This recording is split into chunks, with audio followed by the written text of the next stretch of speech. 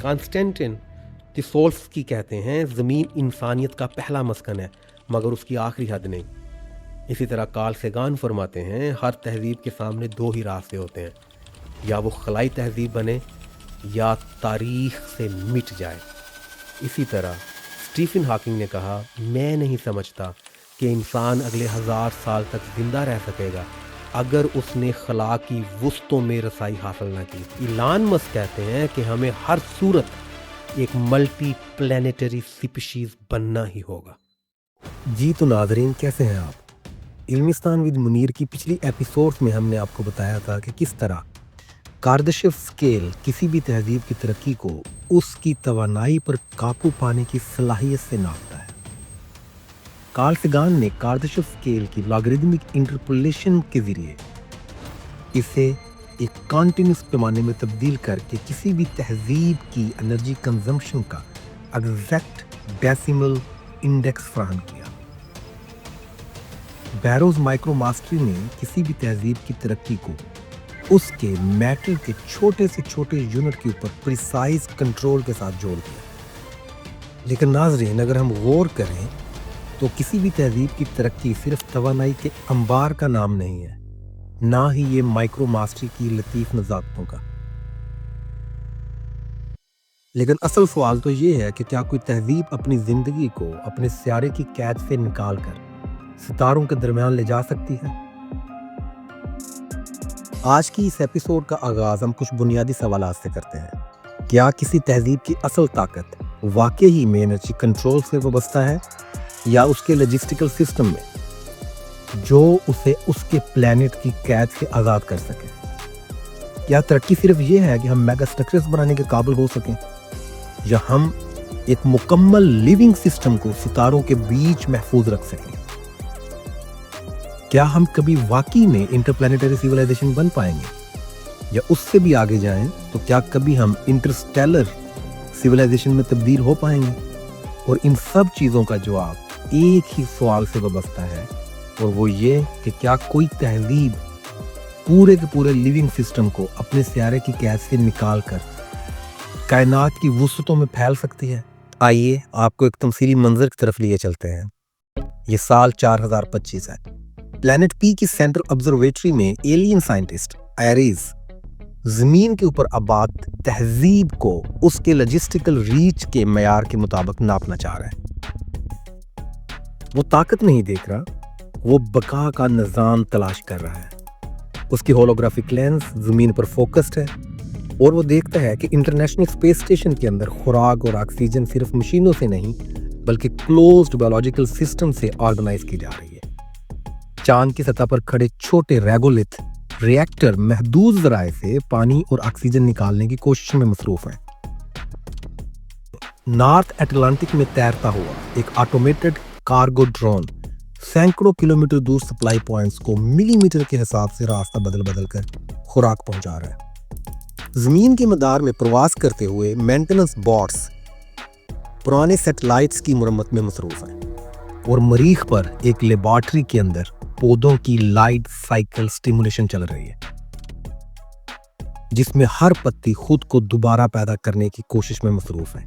Arrays کی آنکھیں پھیل جاتی ہیں۔ وہ دھیمے لہجے میں کہتا ہے یہ توانائی کو کنٹرول کرنے کے ساتھ ساتھ زندگی کو ایک پلانٹ سے دوسرے پلانٹ پر بھی ٹرانسفر کرنے میں مصروف ہے۔ یہ کاردشیف اسکیل کے ساتھ ساتھ اپنی لاجسٹیکل ریچ بھی بڑھانا چاہ رہے ہیں۔ وہ فوراً اپنا لینس بند کرتا ہے اور کونسل ہال کی طرف لپکتا ہے۔ وہاں پہنچ کر ایریس اعلان کرتا ہے کہ زمین کی تہذیب سروائیول سسٹمز بنانے میں مصروف ہے۔ ہمیں اس تہذیب کی ایڈوانسمنٹ کا جائزہ لینے کے لیے صرف اس کے توانائی پر کنٹرول کو نہیں بلکہ اس کی لاجسٹیکل ریچ کو بھی مد نظر رکھنا پڑے گا۔ بوڑھا چیف سائنٹسٹ آہستہ سے بولتا ہے کیونکہ انٹرپلانیٹری ڈسٹنس طاقت سے نہیں بلکہ کلوزڈ بایوسفیئر، مستقل خوراک، ریڈیشن شیلڈنگ اور آٹونومس ریپیئر سسٹم سے طے ہوتا ہے۔ جتنی دور تک کسی تہذیب کی لاجسٹکس پہنچیں گی اتنا ہی اس تہذیب کو ترقی یافتہ گردانا جائے گا، اور بعض اوقات یہ لاجسٹیکل لیمٹس ہی اس تہذیب کی ترقی کی لیمٹس بن جاتی ہیں۔ تو ناظرین، یہاں سے ہم آج کی کہانی کا آغاز کر رہے ہیں۔ یہ وہ کہانی ہے جس میں ترقی کی آخری منزل ڈائسان سوام یا میگا سٹرکچرز نہیں، بلکہ وہ مرحلہ ہے جب کوئی تہذیب ایک مکمل خود مختار کلوزڈ لائف سپورٹ سسٹم اپنے سیارے سے باہر منتقل کرنے کے قابل ہو جائے، جہاں ایک مصنوعی بایوسفیئر خاموشی سے اعلان کرتا ہے اب میں آکسیجن، پانی، خوراک اور توانائی کو خود ریگولیٹ کر سکتا ہوں اور اپنی آبادی کو انٹر پلانٹری ڈسٹینسز تک آباد رکھ سکتا ہوں۔ تو ناظرین آئیے اب ہم آپ کو اس اسکیل کی ڈیٹیلز بتاتے ہیں۔ اس اسکیل کے مطابق اگر کوئی بھی تہذیب اپنی لاجسٹکس میں صرف اپنے سیارے کی حد تک محدود ہے، مثلا غذا، پانی، آکسیجن، میڈیکل کیئر، توانائی اور تعمیراتی مواد، جو سب اس کو براہ راست اس کے سیارے سے ملتا ہے، اس سطح کے اوپر transportation networks, energy grids, industrial supply lines اور ریپیئر سسٹمز مکمل طور پر پلانٹ ڈیپینڈنٹ ہوتے ہیں۔ اگر کہیں پہ اسپیس مشنز موجود ہیں تو وہ اسپیس مشن بہت شارٹ ڈیوریشن کے ہوں گے، کیونکہ لائف سپورٹ آٹونومی موجود نہیں۔ ناظرین، اس اسکیل پر آگے بڑھتے ہوئے L1 لیول وہ مقام ہوگا جہاں پر ایک تہذیب اپنے سیارے کے مدار تک محدود سپلائی چین بنا لے۔ انٹرنیشنل اسپیس اسٹیشن جیسے لو آربٹ ہیبیٹیٹس غذائی، آکسیجن، پانی اور ری جنریشن سسٹمز کے بہت بیسک ورژن ہیں۔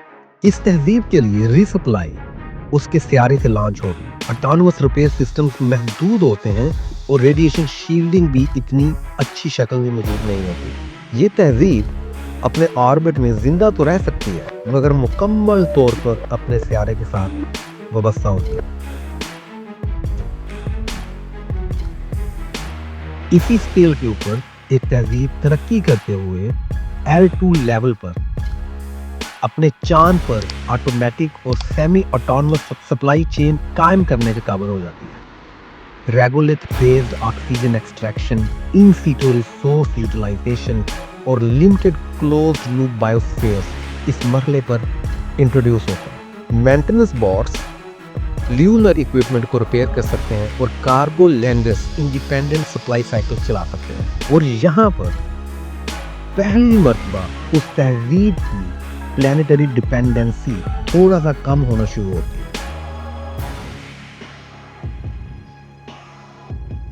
آگے بڑھتے ہوئے L3 لیول پر تہذیب ایک ایسے لائف سپورٹ سسٹم کی مالک بنتی ہے جو ملٹی اے آپریشنز کو سپورٹ کر سکے۔ Greenhouse habitats, radiation shielding domes, water recycling plants, oxygen regeneration اور ملٹی جنریشن فوڈ سسٹمز فعال ہو جاتے ہیں۔ Interplanetary cargo drones supplies لے جا سکتے ہیں اور ایمرجنسی ریپیئر بورڈز آٹونومس فیصلے بھی کر سکتے ہیں۔ یہی وہ مقام ہے جہاں تہذیب پہلی بار لانگ ڈیوریشن سروائیول موڈ میں داخل ہوتی ہے۔ تو ناظرین، L4 تہذیب مکمل self repairing spacecraft ecosystems بنانے کے قابل ہو جاتی ہے۔ یہ جہاز ریڈیشن سٹارمز، مائکرو میٹیورائٹس اور سسٹم فیلیئرز کو خود ڈیٹیکٹ اور کریکٹ کر سکتے ہیں۔ بایو ریجنریٹو لوپس، آکسیجن، پانی، غذا اور بیکٹیریا ڈرائیو ان ریسائکلنگ مکمل طور پر انڈیپینڈنٹ چلتے ہیں۔ کریو ملٹی جنریشنل مشنز پر نکل سکتا ہے، کیونکہ medical systems, spare part printers اور autonomous nano fabricators on board موجود ہوتے ہیں۔ یہی انٹرسٹیلر کیپیبل لاجسٹکس کی بنیاد بنتے ہیں۔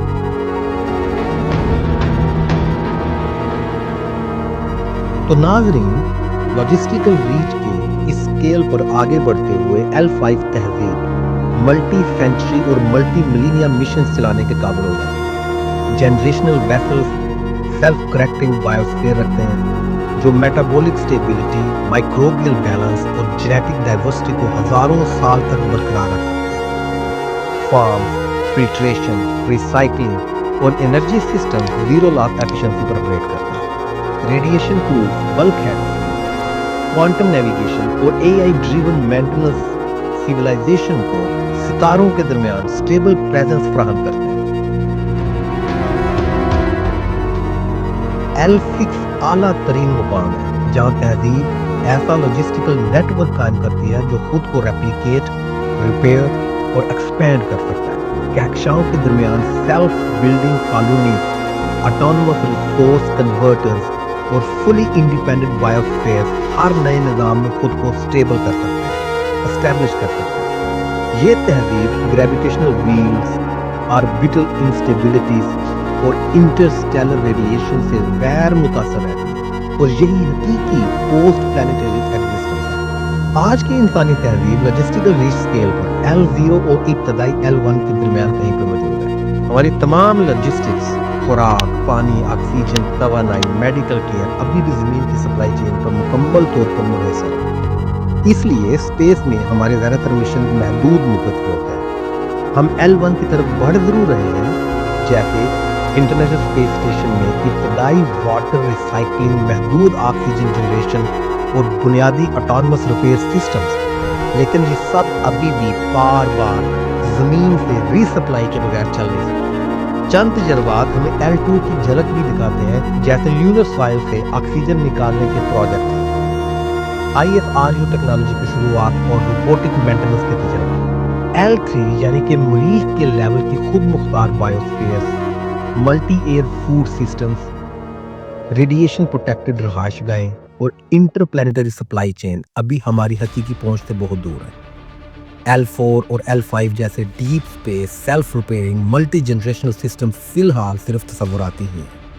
مختصر یہ کہ انسانیت ایک ابتدائی لاجسٹیکل تہذیب ہے جو اپنے مدار تک محدود، چاند تک تجربات کرنے والی، مریخ تک جانے کی خواہش مند، مگر ستاروں تک مستقل زندگی لے جانے کے قابل ابھی بالکل بھی نہیں ہے۔ لاجسٹیکل ریچ اسکیل کے تناظر میں گریٹ فلٹر شاید گائسان سوامز بنانے یا ستاروں کی توانائی پر قبضہ کرنے کی صلاحیت میں نہیں چھپا، بلکہ اس خاموش مگر فیصلہ کن مرحلے میں پوشیدہ ہے جہاں ایک تہذیب کو اپنی پوری زندگی، خوراک، آکسیجن، پانی، توانائی، میڈیکل سسٹمز، ریپیئر کیپیبلٹی اور بایولوجیکل سروائیول کو اپنے سیارے سے باہر منتقل کرنا ہوتا ہے۔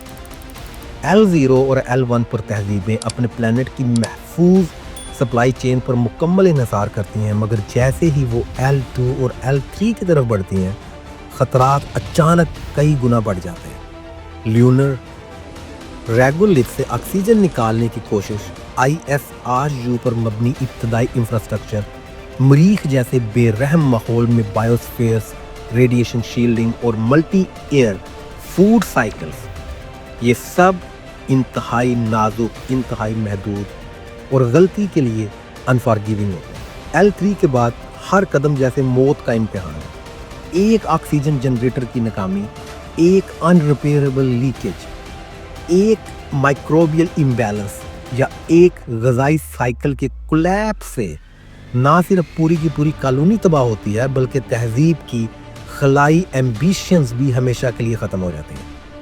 L4 اور L5 تک پہنچنا، جہاں پہ اسپیس شپ خود کو ریپیئر کریں، بایوسفیئرز ہزاروں سال تک مستحکم رہیں اور سپلائی چین مکمل طور پر آٹونومس ہو، زیادہ تر تہذیبوں کے لیے شاید ناممکن چیلنج ہے۔ یوں لاجسٹیکل ریچ کے فریم ورک میں گریٹ فلٹر یہ نہیں کہ تہذیبیں توانائی کم پیدا کرتی ہیں، بلکہ یہ کہ وہ زندگی کو اسپیس میں مستقل، محفوظ اور خود مختار طریقے سے برقرار نہ رکھ سکنے کے باعث راستے میں ہی ختم ہو جاتی ہیں۔ اکثر تہذیبیں طاقت ختم ہونے سے نہیں، لاجسٹکس کے فیل ہونے سے مرتی۔ آج کی اس ایپیسوڈ کو اگر ہم پوئٹک اور مسٹک انداز میں بیان کرنا چاہیں تو جیسے ستاروں تک سفر طاقت کے طوفان سے نہیں، بقا کے نظم و ضبط سے شروع ہوتا ہے۔ تو کوئی بھی تہذیب جو اپنے آپ کو اپنے سیارے کی قید سے آزاد نہ کروا سکے، وہ کائنات پر حکمرانی کا خواب کیسے دیکھ سکتی ہے؟ گریٹ فلٹر توانائی کی کمی نہیں، لاجسٹکس کی لیمیٹیشن ہے۔ تو علمستان ود منیر کے متجسس ساتھیوں، اس ایپیسوڈ کے اختتام پر ہم آپ سے پوچھتے ہیں کہ کسی بھی تہذیب کی ترقی کو اس کی لاجسٹیکل ریچ کیپیبلٹی سے میئر کرنا درست نقطہ نظر ہے یا اس میں کوئی فلاح ہے؟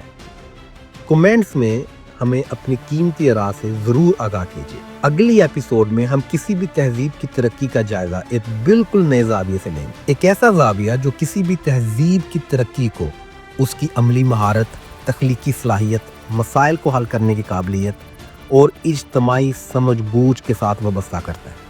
انتظار کیجیے۔